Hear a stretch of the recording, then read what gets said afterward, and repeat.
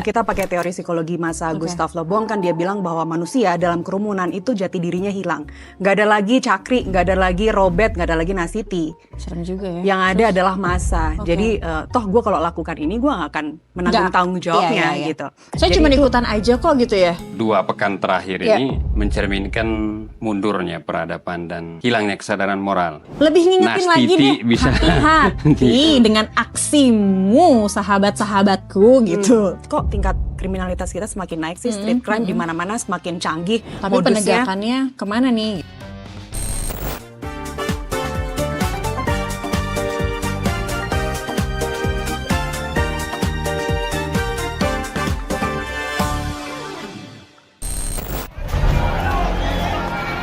Kasus main hakim sendiri oleh warga tengah ramai di sosial media.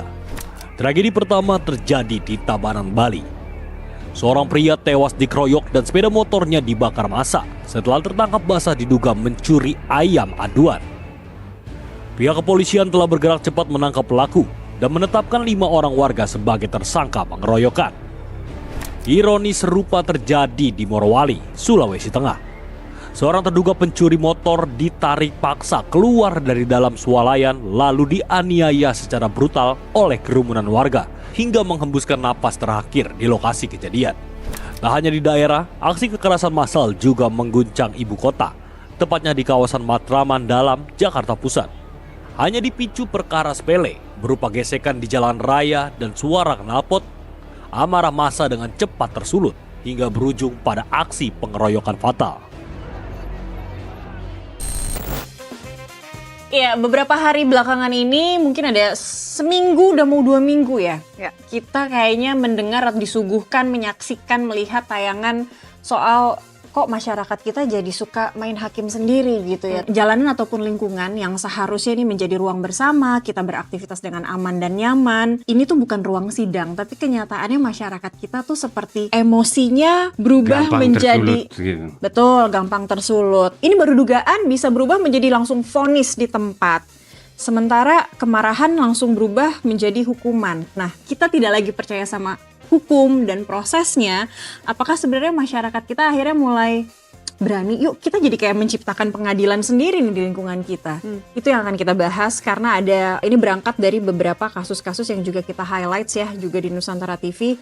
Tapi sebelumnya saya perkenalkan dulu ordal saya episode kali ini. Ada Nastiti Lestari. Lagi-lagi Nastiti Lestari. Sobat Kentol saya. Tapi hari ini beneran analis kriminologi aja ya. Terima kasih. Oke, baiklah. Dan ada wajah baru yang sebenarnya sudah lama warawiri di ruang redaksi begitu ya. Yang suka teriak-teriak di ruang redaksi. Ada Robert Parus. Apa kabar, Bang Robert? Kabar baik. Manajer News and TV. Nah, akhirnya bisa kita News tangkap. Production. Tenang, kita tidak main hakim sendiri, tapi kita akan main di atas meja redaksi gitu ya.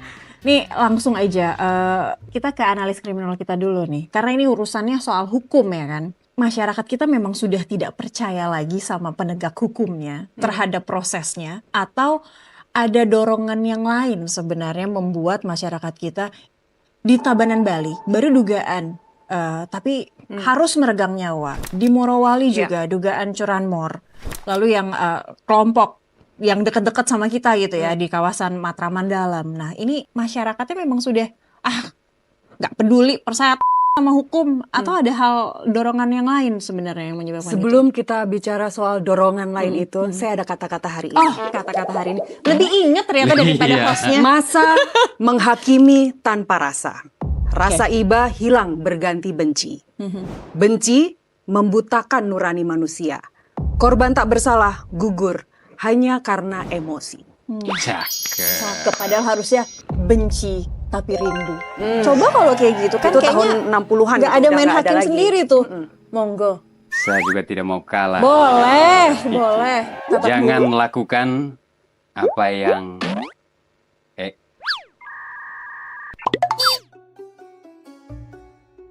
lakukanlah apa yang kau ingin orang lain lakukan untukmu, dan jangan lakukan apa yang kau tidak ingin orang lain lakukan untukmu. untuk Oke. benar. Jadi benar, kalau benar. kalau nggak mau dicubit jangan cubit orang Jangan cubit lain orang. gitu ya, mirip lah ya. Oke. Setuju. Oke, nah tadi masyarakat kita sebenarnya ada apa sih sampai kok mereka melupakan gitu? Hukum itu ada loh, tapi kenapa jadi milihnya main Sebenarnya hakim ini sendiri? nggak semata di masyarakatnya aja ya, nggak semata ada di individual atau pelaku kejahatan. Kejahatannya yang mereka lakukan memang salah, tapi itu tidak semata-mata yang harus kita lihat gitu. Ada faktor situasional dan struktural yang saling ketemu di sini, Cak. Ada kalau kita baca pakai kacamata kriminologi, yang paling relevan adalah ada 3 unsur ya. Pertama adalah social disorganization. Oke. Ketika kontrol sosial informal lemah di masyarakat dan institusi formalnya dalam hal ini penegak hukum, entah itu polisi, entah itu kejaksaan, pengadilan, Lagi sibuk soalnya. lagi sibuk, Iya. hitungin duit. Orang pintu. Kepercayaan terhadap mereka semakin lama semakin menurun. Kemudian sebagian orang merasa ya udah fungsi itu berhak diambil alih oleh mereka. Sebagian orang berpikir seperti itu. Oke. Maka ketika ada kekerasan, nah ini Nggak apa-apa gitu. kita ke yang kedua, kenapa nggak papanya itu? Ketika dalam kerumunan itu ada de-individuation, jati dirinya menghilang, kemudian kontrol diri lama-lama tipis, bahkan mungkin tidak ada sama sekali. Rasa tanggung jawab yang dia emban sebagai individu mungkin Hilang. juga tidak ada, hilang karena sibuk dalam kerumunan massa itu. Kalau kita pakai Padahal hanya dalam satu waktu aja gitu ya, itu semua bisa hilang gitu. Iya, Oke. karena dalam kerumunan ya. Kalau Iya. kita pakai teori psikologi masa Gustav Le Bon kan dia bilang bahwa manusia dalam kerumunan itu jati dirinya hilang. Nggak ada lagi Cakri, nggak ada lagi Robert, nggak ada lagi Nasiti. Serem juga ya. Yang ada adalah massa. Jadi toh gue kalau lakukan ini gue nggak akan menanggung Nggak. tanggung jawabnya Iya. gitu. Saya Jadi cuma itu- ikutan aja kok gitu ya. Iya, maka ketika di dalam kerumunan tuh orang gampang sekali tersulut emosi, terbakar amarahnya. Kemudian melakukan apa yang dilakukan oleh kerumunan itu gitu. Oke. Di situ terjadi de-individuation tadi. Kemudian yang ketiga ada frustration, aggression. Frustasi, rasa marah yang mendorong orang kemudian berbuat agresi, berbuat kekerasan gitu. Frustasi, rasa marah karena orang melihat kok tingkat kriminalitas kita semakin naik sih, street crime di mana-mana semakin canggih, Tapi modusnya. penegakannya kemana nih gitu? Penegakannya kemana? Tadi yang pertama Iya. struktur institusi formalnya struktur. sudah berkurang kepercayaan masyarakat terhadap institusi formal. Kemudian di satu sisi ada rasa takut juga akan menjadi korban kriminal berikutnya. Dan ada rasa khawatir atau mungkin dia pernah jadi korban begal, Iya, korban iya, maling, dia iya. pernah menderita kerugian akibat pernah menjadi korban-korban kekerasan. Tapi kasusnya dia belum tuntas misalnya. Belum tuntas misalnya, Deg-degan masih jadinya, mengendap, pernah frustasi. lapor polisi tapi nggak pernah ada kejelasan misalnya. Oke. Maka ketika ada orang yang terduga sebagai pelaku, rasa frustration, aggression tadi dilimpahkanlah ke orang itu. Apalagi kalau orang terduga pelaku tadi punya label, Cak. Oke. Label bahwa dia residivis, dia tukang mabok, dia pengangguran, dia preman. Oke. Jadilah sempurna tadi 3 alasan itu. Padahal sebenarnya di momen itu dia tidak melakukan apapun Bisa begitu jadi, ya. bisa Tapi jadi. karena sudah labeling itu jadinya abisin Sudah aja. jadi labeling dan masa kerumunan dia ikut-ikutan, jadilah situasi sempurna itu. Oke, tapi udah seperti itu sih ya masyarakat kita saat ini ya. Satu kata mungkin kita prihatin ya, karena fakta-fakta atau peristiwa-peristiwa yang paling nggak 2 pekan terakhir Ya. ini mencerminkan mundurnya peradaban dan hilangnya kesadaran moral. Kita lihat dari peristiwa yang Tabanan, Benar. seorang yang diduga maling ayam, kemudian dikeroyok atau diamuk massa sampai akhirnya meninggal dunia. Itu terjadi pada Jumat tanggal 24 Juli. Ada lagi di Sulawesi, di Morowali. Morowali. Ada seorang pria yang diduga Diduga. mencuri motor, kemudian satu teriakan bisa menjadi vonis sosial gitu. Semua orang berkerumun lalu melakukan kekerasan kolektif gitu. Iya, Sampai akhirnya juga Sama-sama yang tewas, diduga pemegang- mau mencuri motor ini meninggal. Diduga loh ya, itu kan kita juga nggak tahu ya apakah dia hanya sial di situ, Iya. pelakunya lewat dan dia terpaku Gak di tahu situ. juga yang teriak maling sebenarnya maling Ya, sesungguhnya. itu dari satu teriakan bisa menjadi vonis sosial gitu. Oke. Yang berkerumun di situ kan ya mungkin satu aja yang melihat pada saat peristiwa itu terjadi, tetapi satu teriakan dia bisa memanggil yang lain sehingga terjadilah apa yang tadi disebut Nastiti itu semacam kekerasan kolektif yang akhirnya identitas dia sendiri pun walaupun dia punya mungkin secara pribadi punya kesadaran moral, atau mungkin punya peradaban yang baik, tetapi begitu dia ada di tengah kerumunan, akhirnya hilang semua itu. Ya, itu Satu tadi, yang hilang. paling tragis juga kan yang baru terjadi minggu lalu ya, tanggal 26 Juli Ya. di Matraman Dalam itu. Itu pas banget tuh hari itu di jam yang sama, tapi saya melintas di jalan situ tapi kok nggak ada apa-apa. Tiba-tiba duduk di studio dan membacakan berita Matraman di mana nih di Jalan Tambak. Cakra sempat Dan beli nasi ternyata uduk juga di Matraman. itu pagi ya, saya makannya bubur ayam, jadi nggak ke situ. Terselamatkan oleh bubur ayam. Terselamatkan oleh itu. Iya, tapi gimana ya Bu Nastiti? Ini kan kalau dari 3 peristiwa itu tadi, Morowali, Tabanan. Morowali, Tabanan, sama Matraman Dalam, Ya. Jakarta Pusat. 3 pemicunya berbeda, tapi berujung pada pola kekerasan yang sama gitu. Dengan efek yang juga paling maksimal, semuanya tewas gitu. Tapi itu emang kalau dipikir-pikir, apakah harus kita pisah-pisah fokus dugaan kejahatannya atau tindakan pidananya? Toh semuanya juga sama sebenarnya. Yang satu kan diduga mencuri, yang satu juga curanmor mencuri Iya, juga. tapi kan ini yang 2 peristiwa yang kayak di Tabanan sama Morowali itu kan, ya bisa kita lihat ini kasusnya kriminal ya. Tapi kalau yang di Matraman itu sebetulnya gesekan sehari-hari. Oh iya ya, itu berbeda ya. Iya, Antar berbeda. kelompok ya, Antar antar kelompok. kelompok. Kita Iya. bacanya sebagai Ya artinya kalau tadi misalnya karena ketidakpuasan atau turunnya kepercayaan soal penegakan hukum atau keadilan dalam penegakan hukum Ya. itu, tapi kadang-kadang di peristiwa yang seperti yang terjadi di Matraman itu sebetulnya gesekan sehari-hari yang seharusnya tidak perlu terjadi Iya. amok masa seperti Ada itu. Gitu. ada api dalam sekam. Iya. Apakah ada api dalam begitu? sekam. Apakah faktornya itu Beda lagi soalnya kan hanya kalau- semata-mata karena ketidakpercayaan lagi pada Menarik penegakan ini. hukum atau menarik. karena ada tekanan lain gitu yang membuat Bedah perkara, Mhm. saya harus lihat kamera saya. Oh, oke, silahkan. Bedah perkara setiap hari Jumat, segmen khusus di NTV Crime, jam 11 atau jam 10? Oh, itu program Anda. Coba diingat sendiri, jangan sampai Manajer, main aduh, hakim saya lupa. sendiri jam nih kita nih. 10.30. Kenapa? 10.30 hingga jam Aduh. 11 siang setiap hari Jumat di NTV Crime ada segmen khusus namanya segmen Bedah Perkara, pernah mengangkat soal tawuran itu. Dan Manggarai, Matraman itu memang masuk Zona merah. Zona merah. Dia memang tempat atau titik-titik langganan tawuran. Dan tawuran itu menariknya kalau tadi kita kaitkan dengan kasus Morowali dan Tabanan, kalau yang di Matraman atau Manggarai sih saya kok suka Matraman Matraman dalam. dalam. Matraman Kemudian kan dalam. berkembang ke Tambak itu Iya. kan. Oh, Sekitaran ya, situ lah. sekitaran Ya Manggarai. mungkin ya. Ada Jakarta, Tambak. masuknya Jakarta, masih pusat Manggarai. ya? Masih Jakarta Pusat. Masih Jakarta Pusat. Itu karena tawuran atau antar kelompok yang diwariskan. Jadi dari dulu memang dia sudah tercetak sebagai Ya. kalau kita lihat peta DKI Jakarta tuh merah di situ.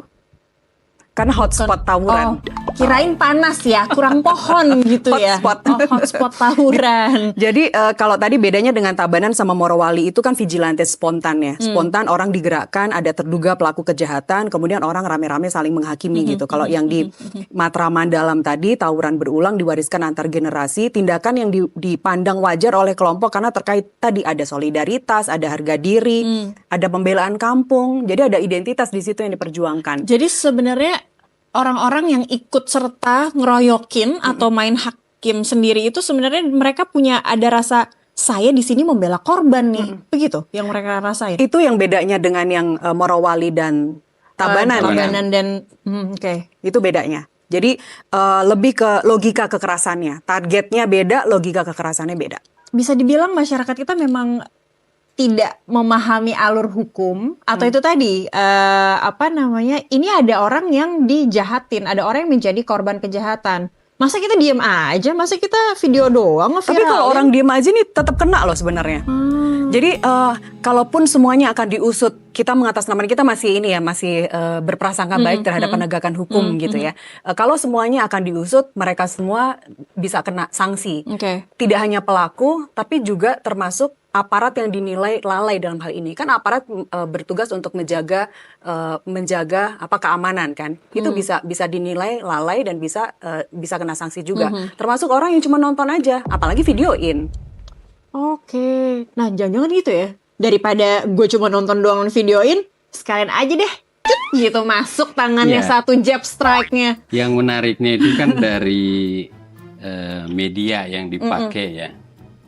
yang mengundang massa akhirnya berkumpul gitu, sehingga terjadi satu kekerasan kolektif gitu. Ya. Kalau yang kasus di Bali itu kan awalnya hanya pemilik ayam Iya. sama yang diduga pencuri. Iya. Kemudian akhirnya menggunakan Media sosial ya. kentongan. Kentongan ya, oke. Kentongan Media yang jadi sosial tradisional. kentongan yang menandakan ada situasi darurat atau bahaya dalam Jadi tradisi memanggil, Bali itu. ya. Kemudian yang di Morowali itu teriakan. Jadi itu yang saya bilang tadi, satu teriakan bisa menjadi vonis sosial langsung di tempat gitu. Yang di Matraman itu menggunakan media sosial.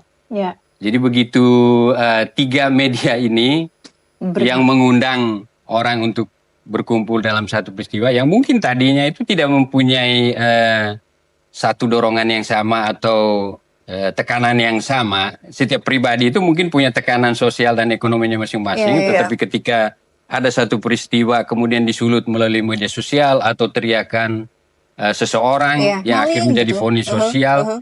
Kemudian ada lagi yang lewat tadi itu kentongan itu yang menunjukkan ada situasi bahaya. Ya akhirnya tindakan kolektif, kekerasan kolektif itu Muncul, terjadi. akhirnya terjadi sampai hal seperti itu. Kita redaksi kita untuk menginformasikan hal seperti itu terbuka seluas-luasnya atau ada hal yang justru kita punya tanggung jawab juga nih sebagai disitulah media, peran gitu kan. kita sebagai media ya. Kalau yang membedakan kita dengan media sosial gitu. Jadi kita menyampaikan informasi itu sudah melalui tahap verifikasi.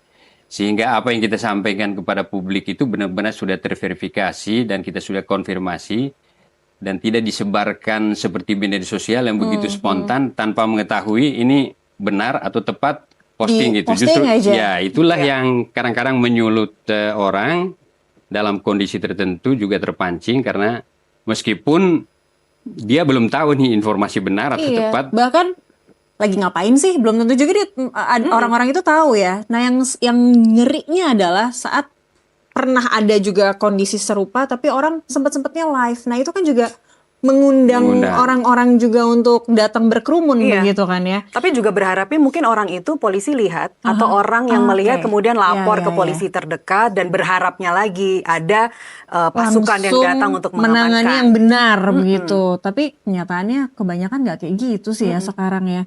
Prihatin ya, Cak. Banget sih karena tadi kayaknya poin yang Nas bilang itu yang soal apa? Yang poin kedua, de-individuation. Berlaku ya di mana-mana orang-orang ya. tuh jadi kehilangan rasa tanggung jawab sosialnya saat tanggung jawab pribadi dan juga sosial itu jadi hilang banget saat melihat kerumunan, ada dan yang itu nggak dihajar, dan itu salah sudah tidak pasti. berlaku untuk kerumunan yang konvensional aja. Kalau kita tema kita hari ini soal rimba jalanan, soal orang main hakim ini kan kerumunan konvensional ya. Itu juga berlaku di media sosial. Media sosial juga seperti itu. Ketika orang misalnya harga Pertamax kemarin naik di tengah malam gitu ya, orang bangun tidur langsung buka medsosnya masing-masing, terus orang langsung menghujat Menteri SDM-nya kah, atau Pertamina-nya kah, atau siapapun lah yang dia mau hujat. Karena ikut-ikutan suara yang ada di media sosial. Itu juga pengeroyokan juga ya di ruang juga pengeroyokan media sosial ya pengeroyokan itu juga. Kan dia sendiri juga lebih tidak ada jati diri lagi, apalagi ada fungsi ada unsur anonimitas kan di media sosial. Orang lebih bebas lagi mau ngomong apa aja di situ.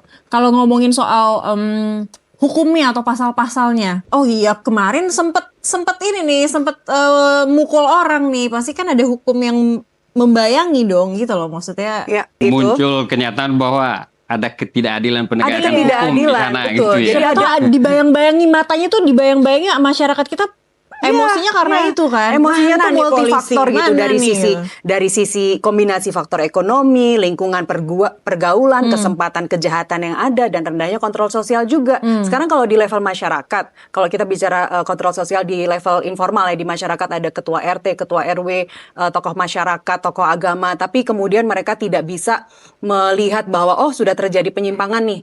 Ada pemuda pengangguran di sini atau ada yang bikin onar di sini tapi tidak berusaha untuk meredamkan itu semua. Akhirnya mereka oh ya udah bikin kelompok sendiri atau mereka bikin ya tindakan-tindakan yang menyalahi tindakan-tindakan kriminal. Itu kan artinya kita nggak bisa menyalahkan masyarakatnya itu sendiri. Tapi kita sebagai orang yang bertetangga di lingkungan sosial kan kita tidak hidup sendiri. Kita nggak di hutan rimba yang tinggal sendiri. Itu saling, kalau ada yang saling mengingatkan, ada yang saling memperhatikan, itu kan orang kemudian akan merasa punya fungsi kontrol ya, fungsi kontrol sosial sendiri. Ketika dia mau berbuat sesuatu yang menyimpang, dia akan pikir ulang lagi. Nanti Pak RT negur gue. Nanti gue dikeluarin dari grup arisan ibu-ibu. Sesuatu yang seperti itu. Daripada malah jadi hukuman sosialnya malah lebih nggak enak. Ya, mereka udah nggak pikir lagi hukuman sosial kalau udah kayak gini. Nah, oke, balik lagi ke situ tadi. Oke, kita anggap hukum. Masyarakat kita terliterasi dengan baik lah terhadap hukum begitu ya. Tapi kan terakhir ini ada perubahan lagi kan, ada KUHP baru. Iya betul, mungkin lebih ngingetin lagi deh, bisa hati-hati dengan aksimu sahabat-sahabatku gitu. Kriminologi itu sebenarnya tidak belajar soal hukum. Dia belajar soal sosiologinya, hubungan antara manusia, dan secara psikologinya. Nggak ada ya hafalan-hafalan pasal 170 ayat 1 gitu. Terima kasih Om Angga telah melengkapi saya dengan kepean. Kembali lagi, kalau saya tarik ini ke kriminologi, kita nggak kekurangan hukum gitu ya. Kita nggak kekurangan KUHP baru yang sudah semakin sempurna. Tetapi rasa distrust masyarakat terhadap penegakan hukum itu sendiri. Jadi distrust itu yang semakin lama semakin terpupuk, ya udah gue selesain aja sendiri. Ketika ada terduga pelaku dan sudah ada labeling tadi, ada stigmatisasi terhadap si terduga pelaku itu, ya udah hajar sendiri. Jadi sebuah meskipun tahu konsekuensinya setelah melakukan itu, ada pasal-pasal loh yang menyertai gitu. Tapi karena di dalam kerumunan tadi orang kemudian akan berpikir, kan gue bukan yang pertama, bukan satu-satunya, bukan yang pertama, ide juga bukan gue gitu. Atau lebih pintar lagi, pakai masker. Oh, itu mah udah niat berarti pasalnya nambah dong. Jadi buat mengingatkan sahabat Nusantara supaya kalau nanti nih amit-amit jangan sampai ada yang hal-hal yang meresahkan lingkungan lagi begitu ya, supaya nggak main hakim sendiri. Diingatkan biar ada pasal 170 ya. Pasal 170. 170 itu di KUHP lama, ancaman pidananya 5 tahun 6 bulan jika menyebabkan kerusakan barang atau luka ringan. Kalau di KUHP baru itu 262 12 tahun pengeroyokan berujung kematian diancam penjara hingga 12 tahun. Ini nggak tanggung-tanggung loh hukumannya. Iya betul. Jadi ya itu yang apalagi ini kalau misalnya dia residivis, pasti akan memberatkan lagi, pasalnya bisa berlapis. Apa ya yang kira-kira bisa, setidaknya kita tidak hanya sekedar menginformasikan beritanya saja, tapi biar kita jadi bagian masyarakat yang kembali sadar kalau setiap ada dugaan tindak pidana, ya kita kasih nih proses hukumnya ada gitu. Menurut saya ini alarm juga sih. Sudah terlalu pincang ya lingkungan kita. Alarm untuk para penegak hukum kita sih Bang Robert dan Cak. Udah lihat main hakim sendiri seperti ini. Dan eksesnya kan kita juga bisa lihat ya di media sosial, bagaimana kalau yang kasus Tabanan Bali itu kan yang putrinya di pemakaman bapaknya nangis-nangis. Anaknya 3. Dan mereka tiba-tiba kehilangan seorang figur ayah begitu saja yang diduga maling ayam. Hanya karena diduga maling ayam. Ini alarm para penegak hukum kita harus berbuat sesuatu. Berbuat sesuatu itu kan bisa banyak ya, nggak harus kemudian tiba-tiba ngerubah aturan yang sudah ada. Aturannya sudah bagus, aturannya sudah baku. Tapi bahwa misalnya razia diperketat lagi. Untuk tawuran Jakarta kan seperti itu, razia diperketat, akhirnya angka tawuran sedikit demi sedikit menurun juga, ada data-datanya. Kemudian juga kalau Amnesty International juga mengingatkan, berdasarkan hukum internasional itu pemerintah memiliki kewajiban untuk melindungi hak-hak mereka yang dituduh melakukan kejahatan, termasuk hak untuk hidup dan hak untuk tidak disiksa atau mendapatkan perlakuan buruk lainnya. Kan pertanggungjawaban ini bukan hanya para pelaku tadi yang saya sebutkan di awal, ada juga pertanggungjawaban yang harus diemban oleh aparat penegak hukum jika ada kelalaian. Kemudian yang mereka yang hanya nonton, ya masyarakatnya masyarakat yang nonton ada juga fungsinya, gitu. ada tugasnya juga di situ. Iya. Menambah kentongan. Nah, itu mungkin hal yang paling sederhana kali ya. Menambah kentongan, siskamling, ronda, ya, tapi bukan untuk ini ya, Bang Robert ya, bukan untuk malah manggil ngumpulin massa untuk tetapi meroyokin. Untuk memberi tanda bahwa ada sesuatu yang darurat dan tidak aman, perlu gitu. Diwaspadai gitu.